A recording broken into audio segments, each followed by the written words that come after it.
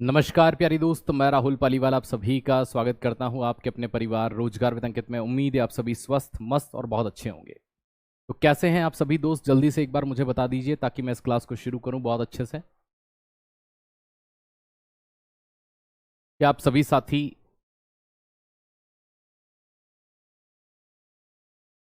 मुझे देख पा रहे हैं, सुन पा रहे हैं? एक बार जल्दी से बता दीजिए। हमने कल क्लास जहां पर एंड की थी, मैं उसी चीज को आज वापस से यहां पर लगा लेता हूं। हमने एक चीज लास्ट पढ़ते पढ़ते हम यहां पर आकर के रुक गए थे, ठीक है? तो आज हमें मोस्ट प्रोबेबल जो पढ़ना है, पहले तो मैं वो बता देता हूं कि हम क्या पढ़ेंगे आज। आज हम न्यूक्लियस के बारे में पढ़ेंगे।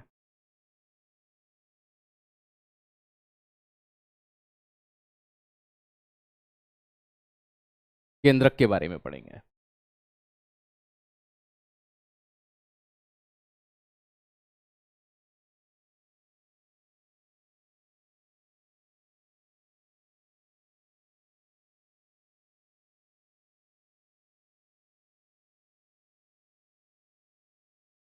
क्या बात है।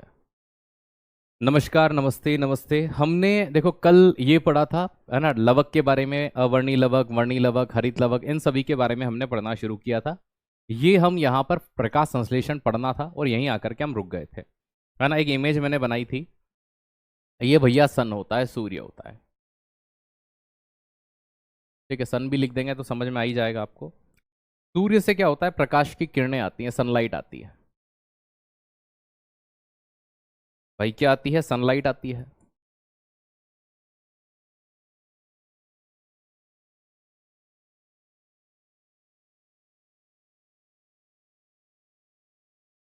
अब ये जो देखिए, ये ग्रीन प्लांट है और इस हरे पौधे के अंदर क्या पाया जाता है? तो भैया नमस्ते नमस्ते। चलिए बहुत बढ़िया, ठीक है। अब यहां पर पौधे की जड़ों में जो जमीन के अंदर पानी होता है, इस पानी को क्या क्या कहा जाता है? इसे कहते हैं कैपिलरी वाटर। हिंदी में कहते हैं केशिकत्व जल।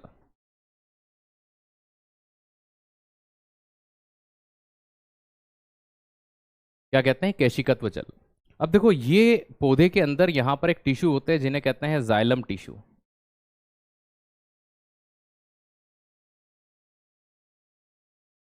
जाइलम उत्तक।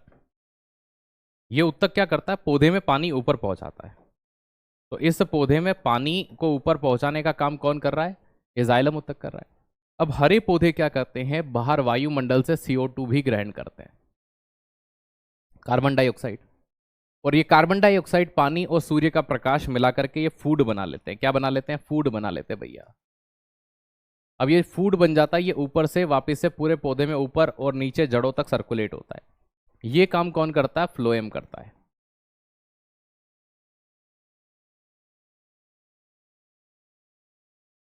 कौन करता है? फ्लोएम उत्तक करता है। ये हमें उत्तक अलग से पढ़ेंगे, एक टॉपिक है हमारा टिश्यू, वहां पर मैं आपको प्लांट भी पढ़ाऊंगा, ठीक है। चलिए बहुत बढ़िया। भरतपुर से राम राम, नमस्ते। राजस्थान पुलिस कांस्टेबल गागर में सागर, है ना, उसके लिए अगर आयोजित करेंगे तो बिल्कुल बकायदा अभी आपके प्रैक्टिस सेट चल रहे हैं, आप उनका आनंद लीजिए। और बिल्कुल होगी, उसके लिए भी अगर कुछ ना कुछ मैराथन वगैरह का हम प्लान करेंगे। चलिए, है ना। देखो एक बच्चा कह रहा है सर नोटिफिकेशन लेट आता है। देखो ऐसा नहीं होता कि आपका पर्टिकुलर, देखो अगर हम क्लास लाइव करते ही हमारे पास बच्चा जुड़ने शुरू हो जाता है ना। कुछ बच्चे के सर नोटिफिकेशन हमारे इसमें लेट आता है, नहीं आता है, नहीं आता है, तो यहाँ से ऐसा नहीं होता किसी बच्चे का बंद। मैं अब आपको समझाता हूँ। हमारे मोबाइल में एक ऐसी सेटिंग होती है कि ऊपर से नोटिफिकेशन आते हैं तो हम हटाते जाते हैं। तो हमारा मोबाइल ये समझता है कि वो हमारे लिए आवश्यक नहीं है। तो आपका जो नोटिफिकेशन फोल्डर होता है ना, आप सेटिंग में जाना, वहाँ नोटिफिकेशन का एक फोल्डर होता है, वहाँ एप्लीकेशन होगा, है ना, RW, उस पर क्लिक करना, तभी आपको नोटिफिकेशन बाहर शो होने लगेंगे। अदरवाइज अगर वहां पर बंद हो चुके हैं तो आपको आपके मोबाइल की सेटिंग के कारण नहीं दिख रहे। यहां से एक क्लिक में सभी को जाता है, मतलब जाता है। दूसरी बात, है ना, आप नॉर्मली लाइव वाले सेक्शन में आ जाया करिए। एक 5 मिनट के क्राइटेरिया में आपकी क्लास शुरू हो जाती है। वो 5 मिनट भी इसलिए लगते हैं, है ना, क्योंकि जैसे मैंने अभी जस्ट है ना, 11 से 12 क्लास ली, फिर 12 से 1 क्लास ली, फिर 1 से 2 होती है, तो 2-5 मिनट हमें भी लगते हैं उस क्लास को कंप्लीट करके उसकी पीडीएफ सेव करके भेजने में, इधर दूसरी की स्ट्रीमिंग वगैरह करने में, तो 2-5 मिनट हो ही जाते हैं। बस ये होता है ना। नहीं, सेल में ही केंद्रक पढ़ रहे थे। अब देखो होता क्या है, पौधा 6 अणु कार्बन डाइऑक्साइड के ग्रहण करता है और 6 अणु वो पानी के भी ग्रहण कर लेता है। अब ऐसी स्थिति में इस पौधे के लिए 2 चीजें, एक तो सनलाइट, सूर्य का प्रकाश महत्वपूर्ण हो जाता है, ठीक है, और दूसरा क्लोरोफिल, है ना। क्लोरोफिल यहां पर सबसे महत्वपूर्ण हो जाता है। कौन हो जाता है? क्लोरोफिल। और एक यहां पर इसमें मैग्नीशियम आयन, इसमें Mg++ मदद करता है ना। आयन का मतलब जो है ना, इलेक्ट्रॉन डोनेट करके ऑलरेडी बैठा हो। अब ये यहां क्या बना लेते हैं? C6H12O6 बना लेते हैं। ये C6H12O6 जो इन्होंने बनाई है ना, दोस्त याद रखिएगा, ये ग्लूकोज होता है और साथ में 6 अणु ऑक्सीजन के ये यहां से छोड़ते हैं। तो जो पौधे ऑक्सीजन छोड़ते हैं वो प्रकाश संश्लेषण के दौरान आती है, और ये जो बना ये ही है ना, इनका क्या होता है? भोजन होता है, जिसे हम ग्लूकोज कहते हैं। तो पौधा क्या करता है? ग्लूकोज बना लेता है ना, और साथ में 6 अणु ऑक्सीजन के ये यहां से बाहर निकालता है। तो ये यहां से क्या करता है? 6O2 को भी बाहर निकालता है, ऑक्सीजन यहां से बाहर निकल रही होती है। तो पौधा जमीन के अंदर से केशिकत्व जल का उपयोग करता है, जो जाइलम टिश्यू ऊपर पत्तियों तक उसे पहुंचाते हैं, है ना। पौधा बाहर से कार्बन डाइऑक्साइड को भी ग्रहण कर लेता है। अब जब जब उसे सूर्य का प्रकाश मिलता है तो पौधा क्या करता है? प्रकाश संश्लेषण करता है। और प्रकाश संश्लेषण क्यों करेगा? क्योंकि मैंने कल आपको बताया था, हरित लवक है ना, जिसके अंदर क्लोरोफिल पाया जाता है, वह मुख्य रूप से प्रकाश संश्लेषण में मदद करने का काम करता है। हरे रंग का होता है पत्तियों में, इसीलिए इसे कोशिका का रसोई घर कहते हैं। ये कल हमने पढ़ा था, है ना। ये इमेज में समझाने ही वाला था कि ये कैसे काम होता है। तो कोई भी पौधा हो गया, वो वायुमंडल में उपस्थित कार्बन डाइऑक्साइड को लेता है, सनलाइट उसके ऊपर आती है, जड़ें उसके ऊपर तक पानी पहुंचाने का काम करती हैं। ये सब जब आपस में मिल जाते हैं तो दोस्त याद रखिएगा, है ना। चलिए, नोटिफिकेशन आने पे सर मुझे तो 30 सेकंड में ही मैं जुड़ जाता हूं। चलिए, है ना। अब देखो, कभी नहीं भी आते हो बाय चांस, तो आप ये मत समझना कि हमारे द्वारा बंद है, हम नहीं करते ऐसा कुछ भी। चलिए, ओनली बायोलॉजी आएगी? नहीं भैया, बायोलॉजी के अलावा आपका साइंस एंड टेक वाला पोर्शन भी होगा, फिजिक्स वाला भी है, केमिस्ट्री वाला भी है, करवाएंगे, लेकिन बायोलॉजी होने के बाद वो करवाएंगे।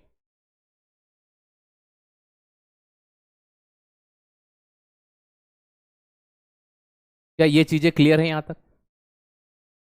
बताइए, क्या ये आपको यहां पर क्लियर हो चुका है ये कैसे काम करता है? प्रकाश संश्लेषण कैसे वर्क करता है ये क्लियर है? बता दो जल्दी से।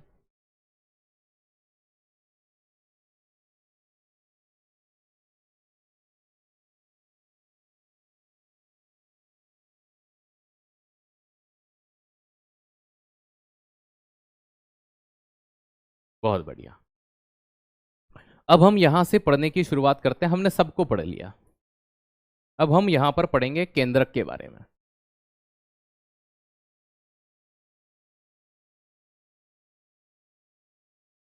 न्यूक्लियस के बारे में। किसके बारे में? केंद्रक के बारे में, न्यूक्लियस के बारे में। ठीक है, अब देखो, अभी तक आप सेल देखते हुए आ ही रहे थे। इस सेल के अंदर एक और गोलाकार संरचना होती है, ठीक है, जिसको हम क्या कहते हैं? न्यूक्लियस कहते हैं।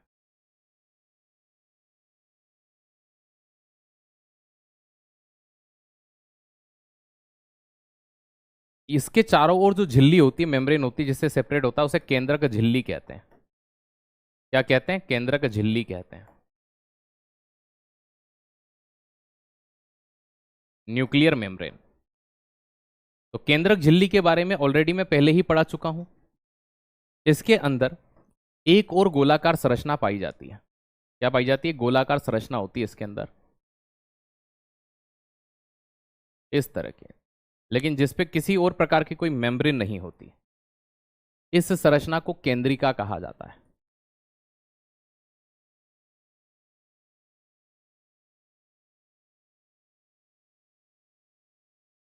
न्यूक्लियोलस।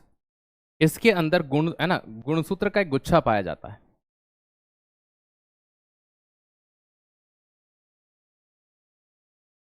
इस तरह से। इसे हम कहते हैं गुणसूत्रीय जाल।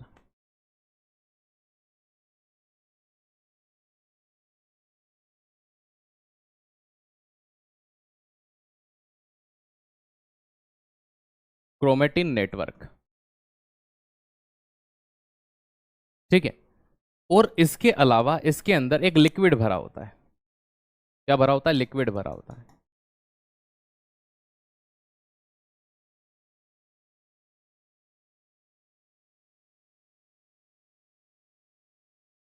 इस तरह से इस लिक्विड को कहा जाता है केंद्रक द्रव्य।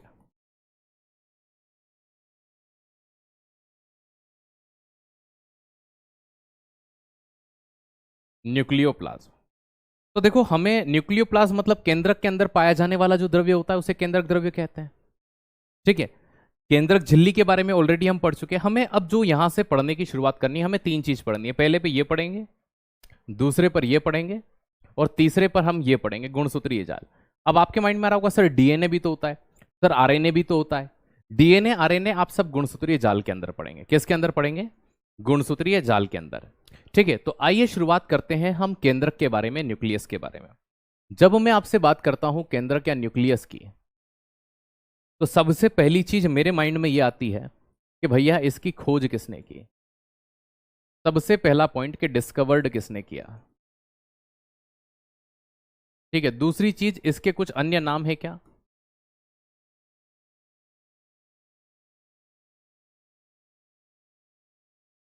क्या इसे किसी अन्य नामों से भी जाना जाता है?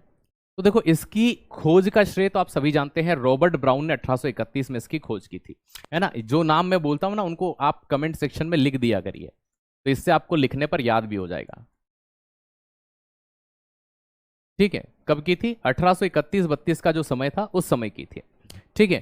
तो रॉबर्ट ब्राउन के द्वारा क्या की जाती है ना, इसकी खोज की जाती है। खोज कौन करता है? रॉबर्ट ब्राउन, है ना। ये चीज ध्यान रखना। तो रॉबर्ट ब्राउन नाम के जो साइंटिस्ट थे, वैज्ञानिक थे, उनके द्वारा इसकी खोज की जाती है। अब इसके अन्य नाम क्या है? तो पहला है ब्रेन ऑफ सेल, कोशिका का मस्तिष्क कहते हैं भैया इसको। तो पहला नाम आता है कोशिका का मस्तिष्क,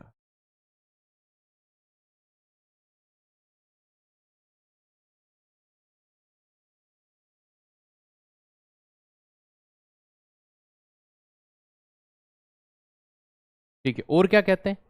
और कहते हैं मास्टर ऑफ सेल, है ना। मास्टर वो होता है जो सब पर नियंत्रण रखता है,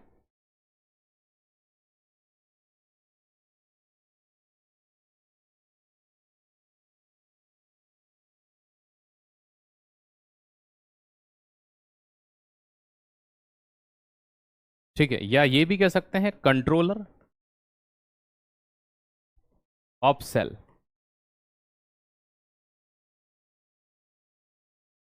कोशिका का नियंत्रण कक्ष, है ना। एक ही चीज है। तो ये चीज ध्यान रखिएगा, है ना, कि भाई कोशिका का मस्तिष्क कहते हैं, है ना, मास्टर ऑफ सेल कहते हैं, कोशिका का नियंत्रण कक्ष कहते हैं। ये सभी नाम से हम इसको रिप्रेजेंट करते हैं। लेकिन बात ये भी तो आती है कि जो केंद्रक होता है, ये अपने आप में एक वास्तविकता में बहुत खतरनाक तौर पर देखा जाता है, क्योंकि कंट्रोल पूरा के पूरा इसके हाथ में है। ऐसा माना जाता है कि रॉबर्ट ब्राउन ने जब इसकी खोज की थी, तो वो आर्किड के, है ना, याद रखना क्या बोलते हैं उसको, जनन कोशिकाओं में की थी। तो रिप्रोडक्टिव सेल ऑफ आर्किड, हालांकि इतना डीप अपने को जाना नहीं है अभी, है ना, लेकिन फिर भी एक नॉर्मली जो मैं एक्स्ट्रा चीजें आपको बताता रहता हूं कि भाई ऐसा होगा, ये चीज होगी। अब यहां से एक चीज हमें यह समझ में आती है कि जो केंद्रक है, जो न्यूक्लियस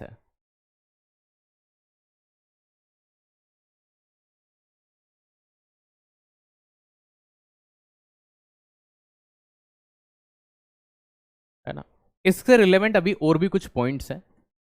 पहला, अगर इसका अध्ययन करते हैं, इसकी स्टडी करते हैं, तो उस ब्रांच का क्या नाम है? केंद्रक का अध्ययन किया जाता है तो उस ब्रांच का क्या नाम है? तो याद है ना, केरियोलॉजी। केरियोलॉजी, केरियोलॉजी, क्या बोलते हैं? केरियोलॉजी। तो केरियोलॉजी में क्या किया जाता है? तो स्टडी ऑफ न्यूक्लियस। जब भी केंद्रक का अध्ययन किया जाता है उसे क्या कहते हैं? केरियोलॉजी कहते हैं। तो इस पॉइंट को आप ध्यान रखना कि केरियोलॉजी के अंतर्गत क्या किया जाता है, ठीक है। तो कैरियोलॉजी के अंतर्गत हम किसका अध्ययन करते हैं प्यारे? तो कैरियोलॉजी के अंतर्गत हम केंद्रक का अध्ययन करते हैं। चलो, हाँ, ब्रेन ऑफ सेल कह सकते हैं, है ना, वही कोशिका का मस्तिष्क लिखा ही है ना, ब्रेन ऑफ सेल। चलिए,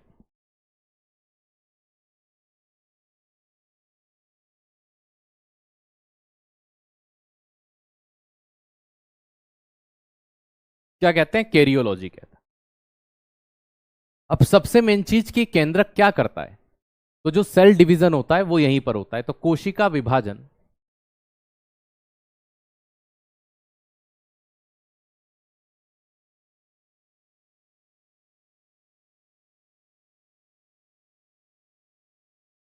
केंद्रक में होता है। सबसे मेन चीज होती है सेल डिवीजन जो होता है। सेल डिवीजन वाला अपना अगला टॉपिक रहेगा मंडे के दिन से, ठीक है, कि सेल डिवीजन क्या होता है। तो सेल डिवीजन याद रखिएगा, take place in nucleus.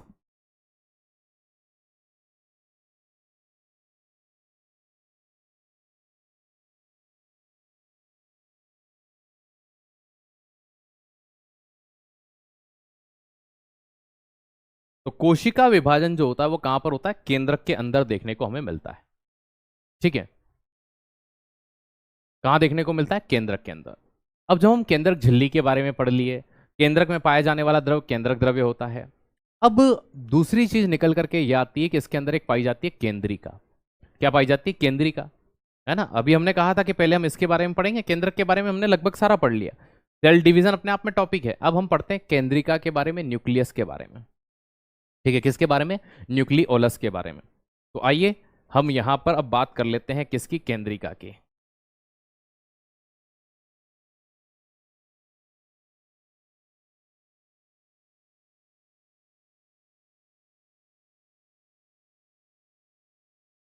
Nucleolus.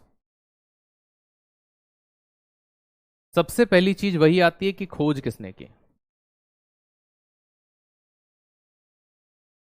Discovered. इसका नामकरण किसी और ने किया था, है ना। और जिनमें सिर्फ हम खोजकर्ता पढ़ते हैं, समझ लेना नाम भी उन्होंने ही दिया है ना। तो इसकी खोज किसने की, केंद्रिका की। तो फोंटाना ने खोजा और बोमेन ने नाम दिया। किसने खोजा,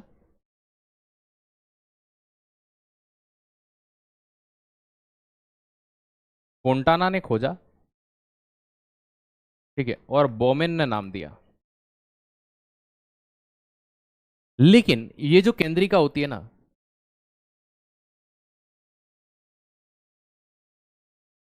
राउंड शेप स्ट्रक्चर होता है इसका।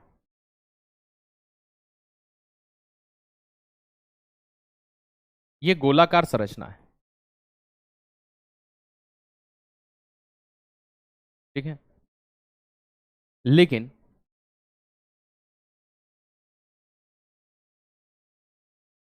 इस पर कोई भी झिल्ली नहीं होती, मेम्ब्रेन नहीं होती, जैसे माइटोकॉन्ड्रिया पर थी, गोल्गी बॉडी पर थी, लवक पर थी, है ना, केंद्रक के चारों, इस पर झिल्ली नहीं होती।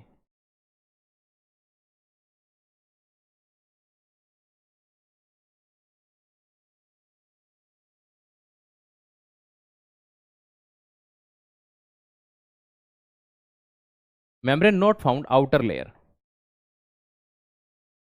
है ना, आउटर लेयर ऑफ न्यूक्लियोलस। तो इसके चारों ओर किसी प्रकार की कोई झिल्ली नहीं पाई जाती, ठीक है। किसी प्रकार की कोई झिल्ली नहीं होती, मेम्ब्रेन ही नहीं होती। इसके निर्माण में गुणसूत्री जाल की महत्वपूर्ण भूमिका होती है। लेकिन इतना पढ़ना ही नहीं है, ज्यादा से ज्यादा यहां से प्रश्न बनेगा तो यही बनेगा, फोंटाना किसके चारों ओर। एक प्रश्न ये आता है एग्जाम के अंदर कि किसके चारों ओर कोई मेम्ब्रेन नहीं होती, तो वो केंद्रिका होती है। कौन होती है, केंद्रिका। ये चीजें अब हमें जो सबसे मेन चीज पढ़नी है वो किसके बारे में पढ़नी है, क्रोमेटीन के बारे में, है ना। केंद्रक में धागेनुमा संरचना होती है ना। गुणसूत्र के निर्माण के लिए वो जानी जाती है, फॉर्मेशन। और फिर हम पढ़ेंगे कि भाई गुणसूत्र क्या होता है, केंद्रक क्या होता है, डीएनए, भाई डीएनए आरएनए उसी के अंदर होती है। अब मेन चीज इसकी भी अगर पूछ लिया जाए कि जो केंद्रिका होती है, न्यूक्लियस होती है, फिर भी इसका मेन काम क्या हो सकता है केंद्रिका का, तो इसका मेन काम होता है बाइंडिंग ऑफ राइबोसोम। राइबोसोम को बांधने का इसका मेन काम होता है। तो कभी मेन फंक्शन पूछ लेके बताइए फिर भी ये क्यों पाई जाती है, कुछ तो काम होगा। तो इसका फंक्शन या कार्य क्या होता है, तो इसका मेन काम जो होता है वो होता है राइबोसोम को बांधना।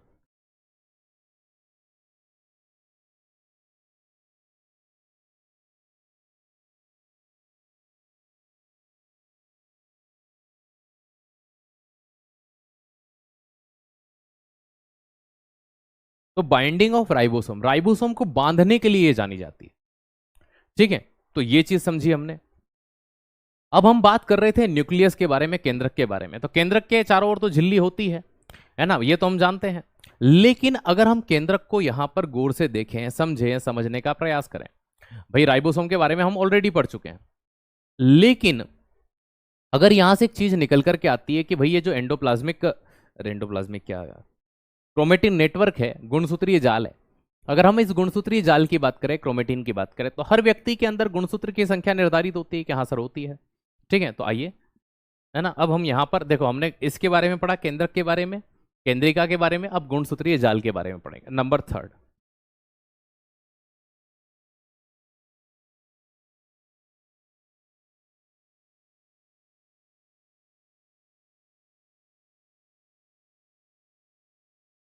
Chromatin network.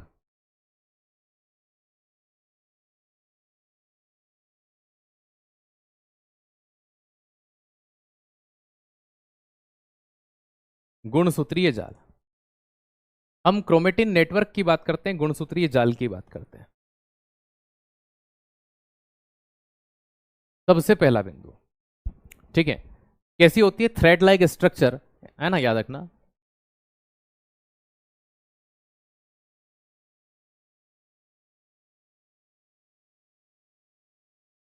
धागे नुमा संरचना होती है।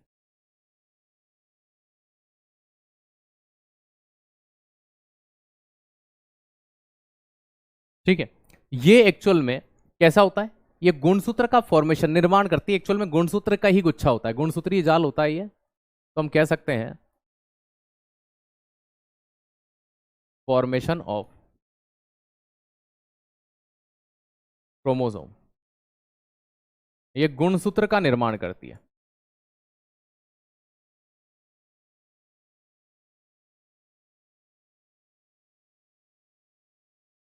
देखो मैं आपको गुणसूत्र की एक इमेज बताता हूं।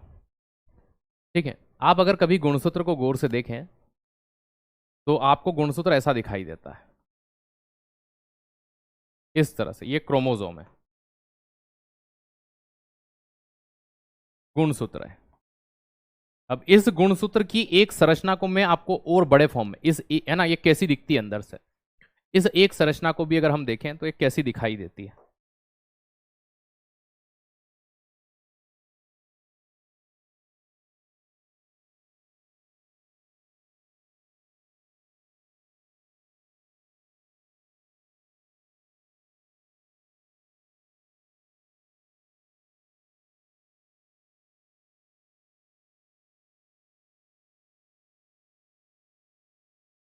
ये इस तरह से हमें दिखाई देती है।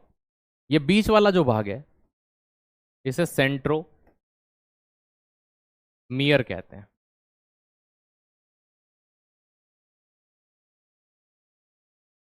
क्या कहते हैं, सेंट्रोमियर। ये जो आपको हिस्सा अंदर दिखाई दे रहा है ये डीएनए, क्या है, डीएनए, है ना, ये भी आपको जो दिख रहा है ये पूरा डीएनए ही है। अब इसके अंदर एक लिक्विड भरा होता है, क्या भरा होता है, एक लिक्विड भरा होता है, इस तरह से।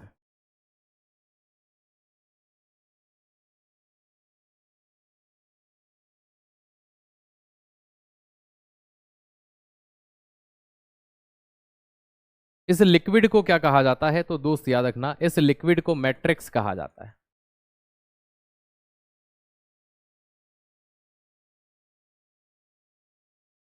क्या कहते हैं, मैट्रिक्स कहते हैं। ठीक है, इसे क्या कहते हैं, भाई मैं सीरियस नहीं होता, मेरा नेचर ही ऐसा, अगर मैं किसी चीज पे फोकस कर रहा हूँ, देखो समझना, है ना, वैसा नहीं है मैं आपसे हंसी मजाक भी करता रहूँ या बनाता भी रहूँ। मैं जब किसी चीज को एक्सप्लेन कर रहा होता हूँ तब मेरा फोकस 100% उसी चीज पर होता है। आप सीरियस हैं, आप ये हैं, आप मुझे डिस्टर्ब मत किया करिए। इसमें देखो एक चीज मैं आपको समझाता हूँ, नुकसान आप ही का हो जाता है ना। क्या होता है कि एक एक चीज को जब हम पॉइंट कर रहे होते हैं ना, इसमें ये होता है, इसमें ये, हमें सोचना पड़ता है कि और क्या होता है, और क्या है, और क्या चीज़ है। अब हम कोई यहाँ किताबें लेके थोड़ी खड़े हैं, अच्छा इस पन्ने के बाद ये, इस पन्ने के बाद, कुछ है ही नहीं। सारा खेल है माइंड का। ठीक है, इकाई का है इसका। अगर चीजें एक भी मिस हुई तो वो फिर हमें गिल्ट रहता है बहुत। हाँ, एक कमी, एक गलती मुझसे हो गई थी, मैंने अगले दिन एक प्रश्न पूछा था आपसे कि लिविंग सेल को किसने खोजा था, मैंने गलती से लेवाइसियर आंसर टिक कर दिया था, जबकि एंटनी वॉन ल्यूवेनहॉक होगा। वो ल्यूवेनहॉक से लेवाइसियर पता नहीं कहाँ माइंड चला गया था। मैंने एक प्रश्न पूछा था पहले तो वहां लेवाइसियर लिख दिया था, वो गलत था। ठीक है, तो ये चीज देखिएगा, डीएनए मैट्रिक्स, है ना, सेंट्रोमियर, ये सारी चीजें होती है। हर जीव के अंदर गुणसूत्र की संख्या निर्धारित होती है। क्या होती है, निर्धारित होती है ना। इन्हें हम क्रोमेटीन भी कह सकते हैं कि भैया जो क्रोमेटीन होता है ना, तो इन्हें हम क्रोमेटीन भी कह सकते हैं। क्या कह सकते हैं, क्रोमेटीन भी कह सकते हैं। तो कभी आप ये वर्ड भी सुने तो क्रोमेटीन नेटवर्क नहीं बोल के क्रोमेटीन भी बोल देंगे तो कोई दिक्कत नहीं है। ये इस तरह से हमें दिखाई देते हैं, धागे नुमा होते हैं, ठीक है। ये इस तरह से डबल पेयर में होते हैं, मैंने एक सिंगल समझाया। इस एक भाग को हम सैटेलाइट कहते हैं। क्या कहते हैं, सैटेलाइट कहते हैं। चलिए इस थोड़ी सी इमेज को हम एक बार और आपको थोड़ा और अच्छा समझाता हूं, है ना, कि इसमें हम और क्या पॉइंट्स को ऐड कर सकते हैं। यहां देखना, जब आप इस डायग्राम को देख रहे हैं, ये जो सेंट्रोमियर होता है, ठीक है, यहां का जो डीएनए होता है ये मदर और फादर दोनों से आता है।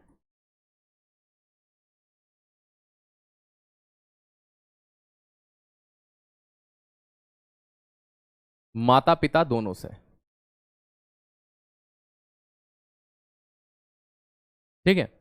अब ये जो सेंट्रोमियर होता है, अगर आपसे प्रश्न पूछा जाता है कि अगली पीढ़ी के लिए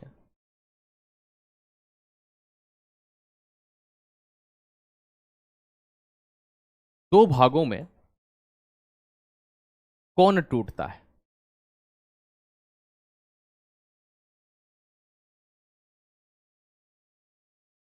तो सेंट्रोमियर टूटता है, ठीक है।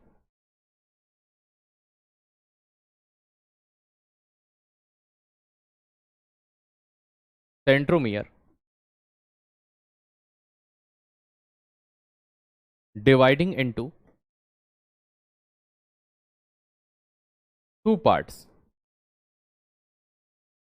For the new generation. क्या सर ऐसा क्यों कह रहे हो, इसलिए कह रहा हूं कि जब जब क्या होता है, सेल डिवीजन होता है, कोशिका विभाजन होता है, तो ये खींचते हैं एक दूसरे को। क्या करते हैं, है ना, ये चीज ध्यान रखिएगा, खींचते हैं। तो ये हिस्सा अलग होगा, ये हिस्सा अलग होगा, तो ये टूटते हैं। तो इसलिए बोलते हैं नेक्स्ट जनरेशन के लिए, क्योंकि ऐसा काम कहां होगा, शुक्राणु बनते समय भी ऐसा काम होगा, अंडाणु बनते समय भी ऐसा काम होगा, है ना। जब जब सेल डिवीजन होता है तो ये घटना घटित होती है कि सेंट्रोमियर से ही खिंचाव होता है। तो ये इस तरह से गुणसूत्र पाया जाता है। अब इसमें एक चीज और होती है, यहां पर इस डीएनए के साथ में एक छोटी छोटी सी प्रोटीन पाई जाती है, ठीक है। शायद मैंने आपको यूकैरियोटिक में ये नाम पढ़ाया है, ठीक है। एक प्रोटीन होती है यहां पर, इस प्रोटीन का क्या नाम होता है, इसे कहते हैं हिस्टोन प्रोटीन। याद आया, तो ये डीएनए के साथ में यहां पर क्या होती है, हिस्टोन प्रोटीन देखने को मिल जाती है ना। कौन सी प्रोटीन होती है, हिस्टोन प्रोटीन। तो ये हिस्टोन प्रोटीन जो होती है ना, ये मुख्य रूप से क्या करती है, इस डीएनए को स्ट्रॉन्ग बॉन्ड में कन्वर्ट करने का काम करती है, एक मजबूत बंध बनाने का काम करती है। तो इसके माध्यम से यहां पर एक मजबूत बंध बनता है, एक स्ट्रॉन्ग बॉन्ड बनता है। इस पॉइंट को भी आपको यहां पर ध्यान रखना है। चलो, बहुत बढ़िया।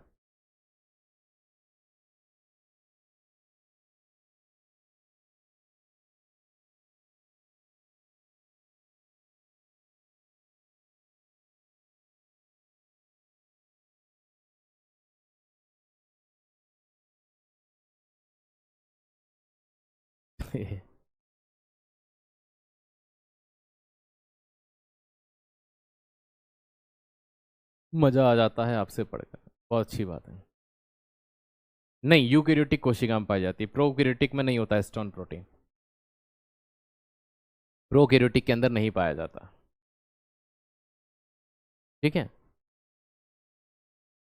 प्रोकैरियोटिक के अंदर नहीं पाया जाता, नहीं होता। चलिए हम यहां से बात करते हैं,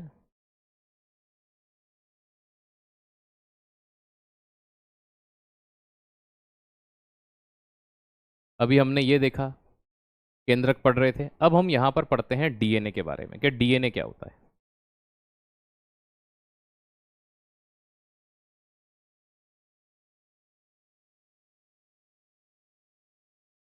ठीक है, किसके बारे में, डीएनए के बारे में। डीएनए क्या है, डीएनए का फुल फॉर्म आप याद रखेंगे, deoxy ribose nucleic acid.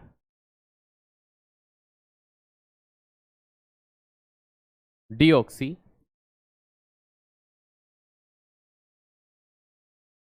Ribose nucleic अम्ल कहते हैं इसको, है ना। ये न्यूक्लिक एसिड है डीएनए का, डीएनए के अंदर पाया जाने वाला एक प्रकार का अम्ल है। डीएनए में सबसे मेन चीज आती है कि डीएनए का जो निर्माण होता है वो किससे मिलकर ये बना होता है ना। तो इट्स पॉलीमर ऑफ न्यूक्लियोटाइड।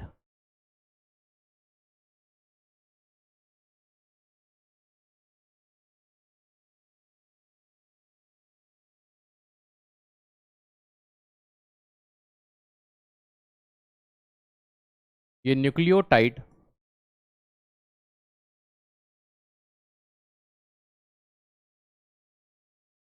का बहुलक है। सर ये न्यूक्लियोटाइड क्या होता है? वर्ड आ गया न्यूक्लियोटाइड। तो डीएनए तीन चीजों से मिलकर बनता है, ठीक है। एक में आते हैं नाइट्रोजन बेस, क्या आते हैं? Nitrogen base. दूसरे नंबर पर जो इसमें शामिल किया जाता है ना,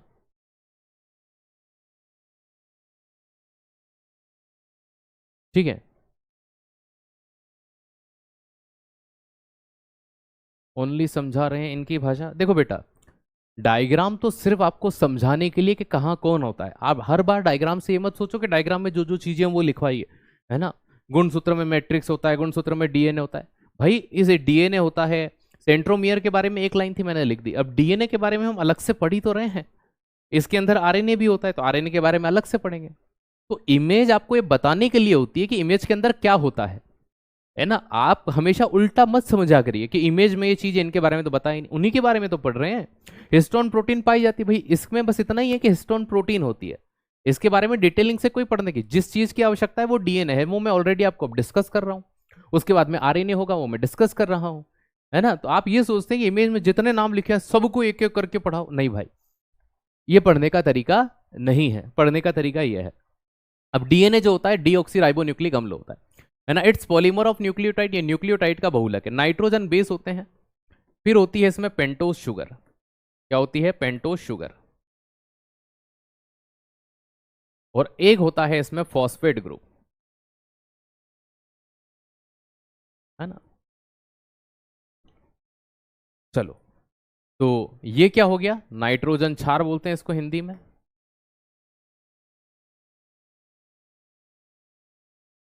इसे कहते हैं पेंटोज शर्करा, और इसको कहते हैं फॉस्फेट समूह।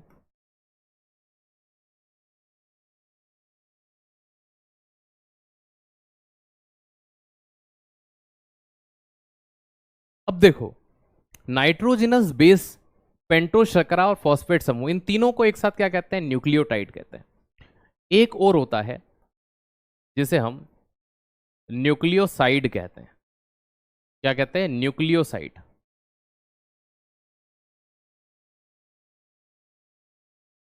न्यूक्लियोसाइड और न्यूक्लियोटाइड में अंतर यह होता है कि नाइट्रोजनस बेस तो इसमें भी होगा, प्लस, ठीक है, पेंटोज शर्करा भी होगी, लेकिन ये नहीं पाया जाता।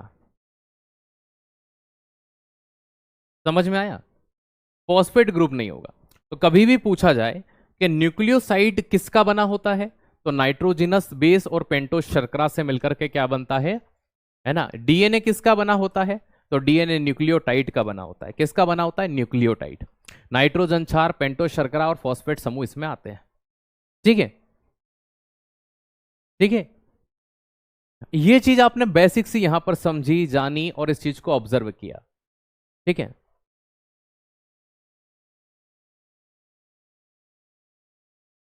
आइए,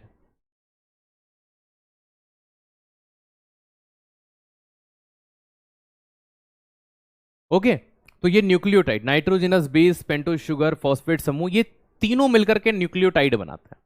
अब ये देखते हैं कि भाई नाइट्रोजनस बेस क्या होता है, पेंटोज शर्करा कौन सी होती है। तो डीएनए का जो स्ट्रक्चर होता है,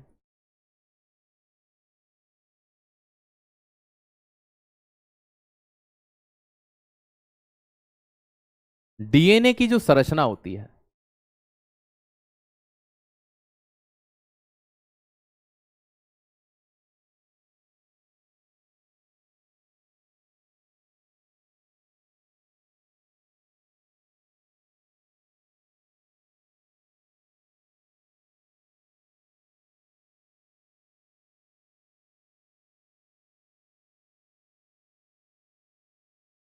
चलिए, डीएनए की, भाई डबल हेलिक्स मॉडल था डीएनए का।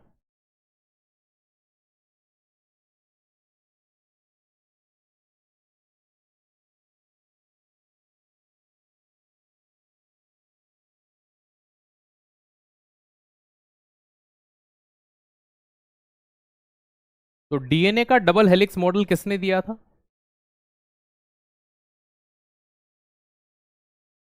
वॉटसन एंड क्रिक, है ना, इसलिए इन्हें आगे चल करके नोबेल प्राइज से सम्मानित भी किया गया।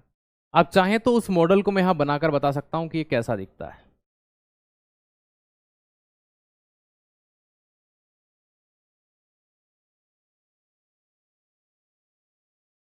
इस तरह से डीएनए दिखाई देता है।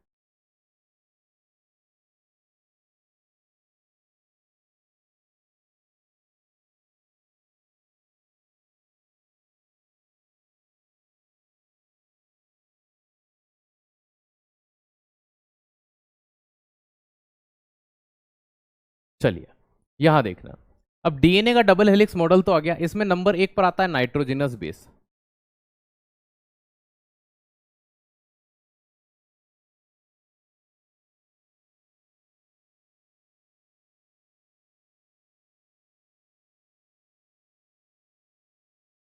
नाइट्रोजनस बेस कितने होते हैं? चार होते हैं भैया।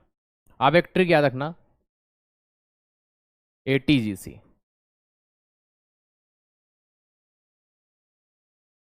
एडिनिन, ग्वानिन,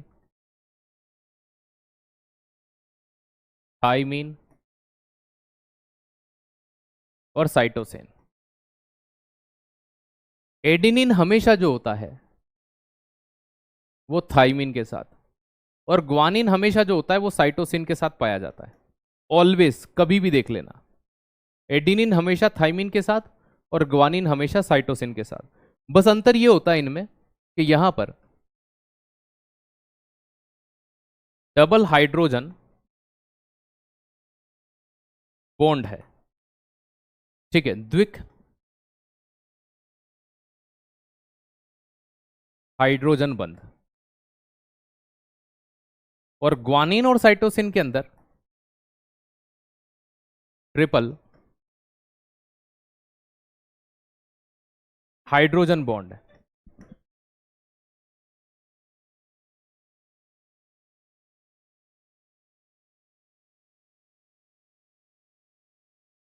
ठीक है, ट्रिपल हाइड्रोजन बॉन्ड है ना, त्रिक हाइड्रोजन बंध है।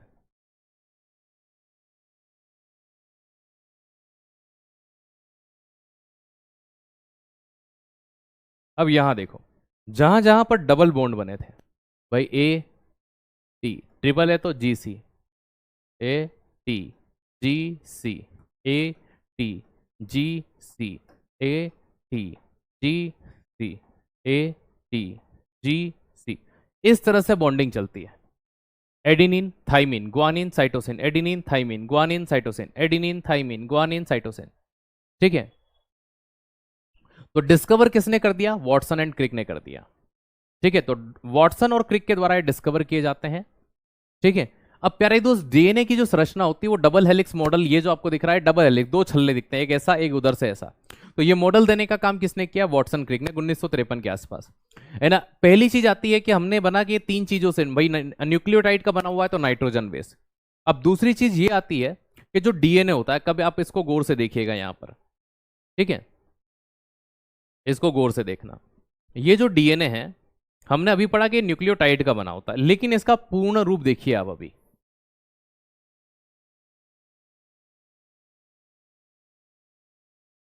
ठीक है, नंबर एक तो आपने पढ़ लिया, पूरा नाम क्या होता है? Deoxy ribose nucleic acid. तो दूसरे नंबर पर आप यहां पर जो पढ़ने वाले हो वो पेंटोज शुगर पढ़ोगे।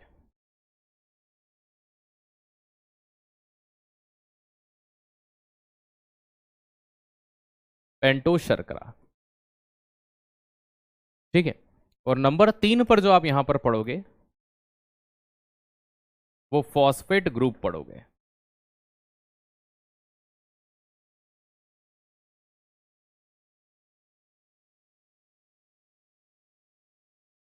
तो डीएनए किसका बना होता है? नाइट्रोजिनस बेस का क्षार का बना होता है। एडिनिन, थाइमिन, ग्वानिन और साइटोसिन, ये 4 नाइट्रोजिनस बेस होते हैं। कितने होते हैं? 4 होते हैं। ठीक है, तो एडिनिन थाइमिन के साथ डबल बॉन्ड के साथ, ग्वानिन साइटोसिन के साथ ट्रिपल बॉन्ड के साथ हमेशा जुड़ा होता है। ए का मतलब एडिनिन, टी का मतलब याद रखना थाइमिन, जी का मतलब ग्वानिन, सी का मतलब साइटोसिन। ये इस तरह से पाए जाते हैं। अब यहां पर एक चीज निकल करके और आती है कि जो पेंटोस शर्करा होती है, कौन सी पेंटोस शर्करा डीएनए में पाई जाती है? तो भाई कुछ नहीं, इसका नाम देखो यहां पर क्या है, डीऑक्सी। तो डीऑक्सी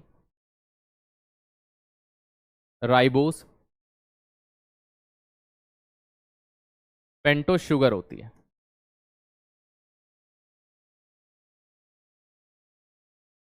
डीऑक्सी राइबोस पेंटोस शर्करा होती है।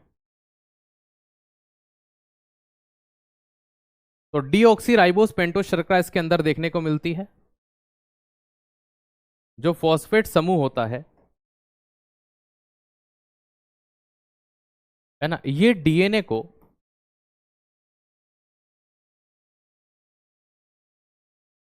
एसिटिक अर्थात अम्लीय बनाता है। कि सर ऐसा क्यों बोला आपने कि अम्लीय बनाता है? वो तो खुद एसिड है, हम नाम में ही पढ़ते हैं डीऑक्सी राइबोन्यूक्लिक एसिड। देखो दोस्त, ये बनता किसका है? क्षार का, बेस का। तो बेस से बनी हुई चीज क्षार कैसे हो सकती है? ये चीज माइंड में आनी चाहिए। ठीक है,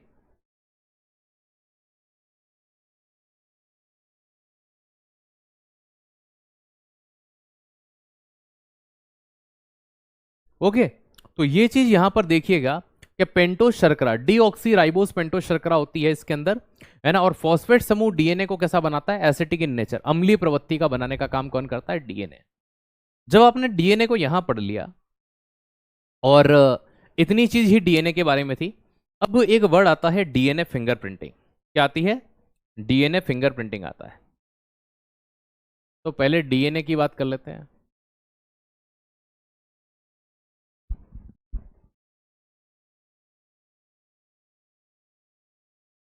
ये जो डीएनए होता है, इस डीएनए को क्या कहा जाता है?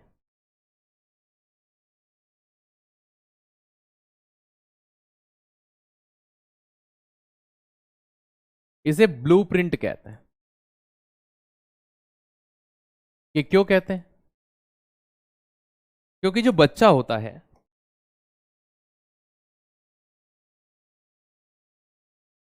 माता पिता का जो डीएनए होता है वो किस में जाता है? उनके बच्चों में जाता है। अब यहां समझना, होता क्या है कि जो डीएनए माता पिता का किस में गया? बच्चों के अंदर गया। तो बच्चे जेनेटिकली आनुवांशिक रूप से किसके समान होंगे? अपने मम्मी पापा के समान होंगे।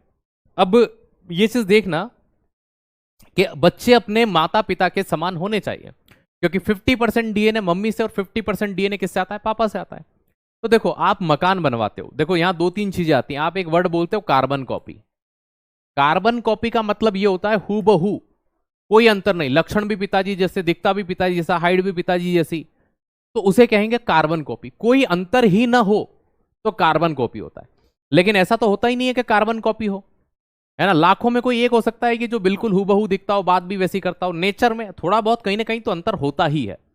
अब ये चीज अगर हम बात करें तो माता पिता, जैसे आप मकान बनवाने से पहले नक्शा बना के लाते हो, उसे ब्लूप्रिंट कहते हैं कि ये ब्लूप्रिंट है, हम ऐसा बनवाएंगे, उसमें कांच लगे हैं, घर के आगे पेड़ लगे हैं। अपन ने बनाना शुरू करा, अपने से प्लस्तर ही नहीं हुआ है। बात समझना, मकान का अपन नक्शा बना के लाए, फोटो, ऐसा मकान बनवाएंगे साहब? प्लस्तर ही नहीं हुआ अपने से, कलर तो दूर की बात है। तो भाई ऐसी स्थिति में क्या होता है? क्या हूबहू बन गया? कि सर नहीं। तो ऐसा बनाएंगे, बन ही जाए, पॉसिबल नहीं। जैसे राम मंदिर बनाने से पहले राम मंदिर का एक ब्लूप्रिंट तैयार किया गया था कि ऐसा मंदिर बनाएंगे, लेकिन 100% वैसा ही बन जाता है क्या? कि नहीं, कुछ तो कमियां रह ही जाती हैं। इसलिए उसे ब्लूप्रिंट कहा जाता है कि ऐसा बनेगा, लेकिन बन ही जाए जरूरी नहीं है। तो ये चीज ध्यान रखना, हर जीव के लिए डीएनए को हम ब्लूप्रिंट की संज्ञा दे देते हैं। ये ब्लूप्रिंट की तरह है, मतलब माता पिता के समान बच्चा होगा, लेकिन 100% नहीं हो सकता। ये चीज ध्यान रखना, ठीक है। चलिए, आइए अब बात करते हैं डीएनए फिंगरप्रिंटिंग।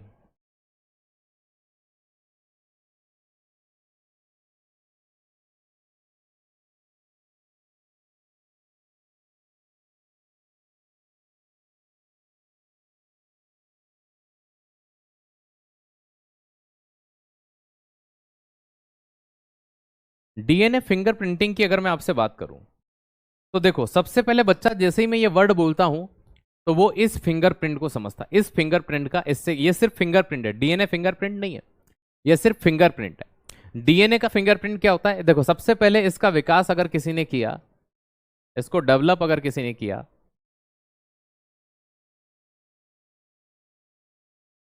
तो वो थे एलएफ जेफरीज। कौन थे? एलएफ जेफरीज, है ना। भारत में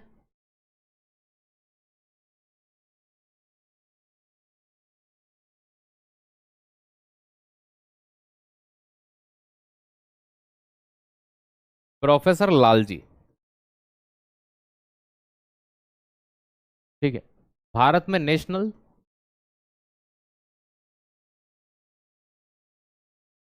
डीएनए फिंगरप्रिंटिंग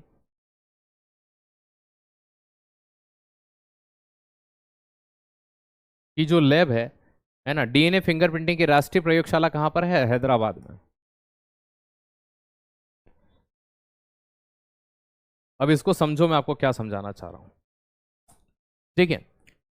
डीएनए फिंगरप्रिंटिंग क्या होता है? जैसे मम्मी पापा से बच्चों का डीएनए, बच्चों से माँ बाप का डीएनए मैच होता है। जैसे मान लीजिए कल आपको नौकरी लग जाए, आप मस्त कुर्सी पे बैठे हुए हो, चाय पी रहे हो, सुबह सुबह अखबार पढ़ रहे हो, एक बच्चा ठक ठक पापा पापा, आपके बच्चे घर में उठे ही नहीं अभी, है ना। आपकी पत्नी बाहर आती है या आपका पति बाहर आता है, वो कहता है कि क्यों, कौन है ये, है ना, और ये आपको पापा या मम्मी क्यों बुला रहा है? क्या मेरे को क्या मालूम, गली में होएगा कोई आ गया होगा भूला भटका के? नहीं, यही मेरे पापा है। वो एक फोटो दिखाता है जिसमें आप हो उसके साथ में, मैं छोटा था, देखो ये रहा, है ना। अब घर में लड़ाई हो रही है, क्यों, तुमने दूसरी शादी कर रखी है, ये कर रखी है, वो कर रखी है, कहता मैंने नहीं करी है। अब देखो, ऐसी स्थिति में, है ना, कोर्ट तो यूं ही बदनाम है, एक्चुअल में दोनों पक्षों को मालूम होता है कि सही कौन है गलत कौन है ना। इसमें मेरे हिसाब से तो कटघरे में न्यायाधीश खड़े होते हैं जो फैसला सुनाने वाले होते हैं। बाकी दोनों पार्टियों को अच्छे से मालूम होता है कि सही कौन है गलत कौन है। ये चीज हमेशा ध्यान रखना। बस ये है कि हर कोई अपने आप को सही साबित करने में लगा होता है, इसलिए गलत नहीं मानता, और ऐसी स्थितियों में निर्णय न्यायाधीश को करने पड़ते हैं। अब ऐसी स्थिति में क्या होता है, फिर अगर गली वाले इकट्ठे हो जाते हैं, है ना, कोई बोलता है कि बच्चा फ्रॉड होगा, ये होगा, पैसे लेने आया होगा, फिर बच्चे की बात पे भी भरोसा हो रहा है कि नहीं, इनका नाम ये, इनके दादा का ये वहाँ के रहने वाले हैं, मेरी मम्मी से वहाँ मिले थे। लोगों को यार कि यार इतना डिटेलिंग बता रहा है, मतलब कुछ तो कारण होगा। पुलिस को बुलाया जाता है। अब पुलिस को भी समझ में नहीं आ रहा क्या करें। पुलिस बच्चे की इंक्वायरी करती है तो पता चल रहा है कि नहीं यार, बच्चे की इंक्वायरी में भी ऐसा कोई गलत नहीं निकल रहा है, आदमी की इंक्वायरी में भी गलत नहीं निकल रहा है, मतलब आदमी भी सज्जन मालूम पड़ रहा है। अब ऐसी स्थिति में एक वो चार्जशीट वगैरह बना करके कोर्ट में पेश करते हैं कि सर ऐसा ऐसा केस है ना, और समझ नहीं पा रहे हैं बच्चा सही बोल रहा है या आदमी सही बोल रहा है। अगर पकड़ में आ जाए तो भैया डीएनए फिंगरप्रिंटिंग की जरूरत ही नहीं। वो फिर वहां से परमिशन मिलती है कि इनका डीएनए टेस्ट करवा जाए, कोर्ट परमिशन देती है। रस्ते चलते डीएनए टेस्ट नहीं होते, ये चीज ध्यान रखना। डीएनए टेस्ट करवाना एक पूरी कानूनी प्रक्रिया है ना। तो फिर डीएनए टेस्ट करवाया जाता है। डीएनए टेस्ट होता है ना, बच्चे का और उस व्यक्ति का सैंपल लिया जाता है। अब 1-1.5 महीने के अंदर जब भी डीएनए की वो रिपोर्ट आती है, अगर वो मैच हो जाए तो बच्चा भगवान का रूप था। ठीक है। भाई साहब, वो व्यक्ति झूठ बोल रहा है, वो कहीं ना कहीं क्रिकेट खेलने गए थे, ठीक है, और बाद में, ठीक है, ट्रॉफी लेने से मना कर रहे हैं। तो ये चीज ध्यान रखिएगा, वो बच्चा सही बोल रहा था। अब ऐसी स्थिति में अगर मान लीजिए रिपोर्ट नेगेटिव आ जाए, वो आदमी तो सज्जन पुरुष है ना भाई साहब, किसी ने बच्चे को बरगला करके पहुंचाया था ताकि उसकी छवि को धूमिल किया जा सके। तो ये होती है डीएनए फिंगरप्रिंटिंग। इसका उपयोग क्रिमिनल केस को सॉल्व करने के अंदर किया जाता है ना, कि भैया डीएनए का सैंपल मिल जाए, बाल मिल जाए, थूक के अंदर कहीं पर भी डीएनए हो सकता है ना। तो बहुत सारे क्रिमिनल केस को सॉल्व करने के लिए, कोई मर्डर मिस्ट्री को सॉल्व करने के लिए डीएनए टेस्ट आज एक कंपलसरी चीज हो गई है, कॉमन चीज हो गई है। इसका उपयोग बड़े पैमाने पर किया जाता है। हमने डीएनए फिंगरप्रिंटिंग को अच्छे से समझ लिया। अब लास्ट बचता है हमारा राइबोसोम, हम उसको पढ़ते हैं और ये हम कंप्लीट करेंगे मंडे के दिन, जो हमारा टॉपिक होगा, क्योंकि आज सैटरडे है, फ्राइडे है, और मंडे टू फ्राइडे ही आपकी क्लास होती है ना। बहुत सारे बच्चे बोलते हैं सर सैटरडे आप छुट्टी पे रहते हो। नहीं भैया, आपको सैटरडे और संडे अभी इसलिए मिल रहा है, सुन लो मेरी बात, कि आप अभी क्लास के साथ ही साथ रिवीजन करते रहें और याद करते रहें। जब एग्जाम नियर बाय आएगी तो आपकी क्लासेस सैटरडे को भी चलेंगी। उस समय फिर आप बोलोगे सर अभी सैटरडे को क्लास मत लीजिए। अभी इसीलिए हम कह रहे हैं सैटरडे और संडे 2 दिन है, जो भी आप 5 दिनों में पढ़ते हैं उनको अच्छे से रिवाइज किया करिए। चलिए, ठीक है। अब यहां समझिए, अब ऐसी स्थिति में हम बात करते हैं किसकी? आरएनए की।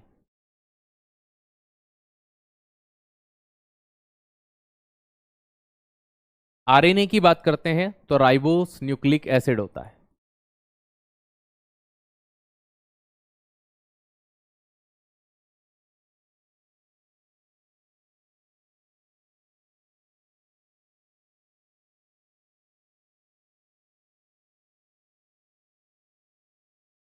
ठीक है, राइबोस न्यूक्लिक अम्ल होता है। अब डीएनए की तुलना में जो आरएनए होता है वो थोड़ा सा हल्का होता है। इसका मेन काम होता है प्रोटीन संश्लेषण में मदद करना। तो राइबोस न्यूक्लिक एसिड भी कहते हैं या न्यूक्लिक एसिड भी कह देते हैं। ठीक है, न्यूक्लिक एसिड या न्यूक्लिक एसिड है ना, दोनों ही प्रोनाउंस कर सकते हैं। अब इसमें नंबर 1 पर जो नाइट्रोजिनस बेस होता है,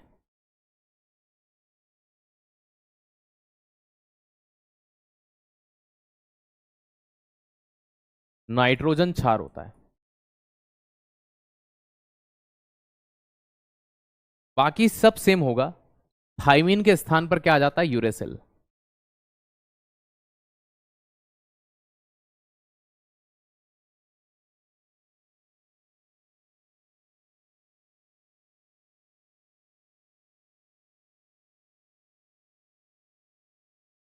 ठीक है, जैसे ग्वानिन और साइटोसिन तो एज इट इज होंगे। एडिनिन के साथ डबल बॉन्ड बनाते हुए कौन आ जाएगा? यूरेसिल। तो ये चीज यहां पर ध्यान रखनी है। ठीक है, ए का मतलब एडिनिन, यू का मतलब यूरेसिल। ठीक है, यूरेसिल। जी का मतलब ग्वानिन और सी का मतलब साइटोसिन। दूसरा पॉइंट आता है कि भैया इसमें पेंटोस शुगर होती है।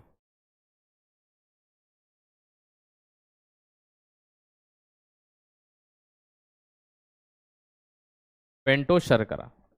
तो कौन सी पेंटोस शर्करा होती है इसके अंदर? तो राइबोस पेंटोस शुगर होती है।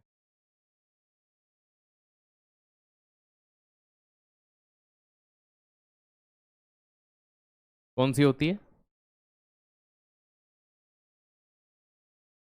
राइबोस पेंटोस शर्करा होती है। ठीक है, अब यहां पर एक चीज बच रही है कि आपके आरएनए के 3 प्रकार होते हैं, एमआरएनए, आरआरएनए और टीआरएनए। ये मंडे के दिन सेल डिवीजन पढ़ाने से पहले मैं आपको करवा दूंगा। ठीक है, क्योंकि आपकी अगली क्लास है। तो हमें अब नेक्स्ट जो पढ़ना है, टाइप ऑफ आरएनए। आरएनए के प्रकार पढ़ने हैं। ठीक है, जो 3 प्रकार के होते हैं। फॉस्फेट ग्रुप तो एज इट इज जैसा उसमें काम करता था वैसा यहां भी होगा, है ना। तो ये चीज ध्यान रखिएगा। तो ये हम यहां पर देख रहे होंगे और आज के लिए इसी पर मैं क्लास को विराम करूंगा और मंडे का टॉपिक सेल डिवीजन रहेगा। ठीक है, क्या रहेगा? सेल डिवीजन रहेगा। सेल डिवीजन जैसे ही पूरा हो जाएगा तो आपके जितने भी टॉपिक है ना अभी तक होंगे, सेल डिवीजन के बाद मैं एमसीक्यू की एक क्लास लूंगा प्लस प्रीवियस ईयर की, है ना। तो देख लीजिए इसको आप, है ना। नाइट्रोजनस बेस थाइमिन के स्थान पर क्या हो जाता है? Uracil. Adenine, uracil, guanine, cytosine. Pentose sugar में राइबोस होगा और डीएनए होता तो डीऑक्सीराइबोस होगा।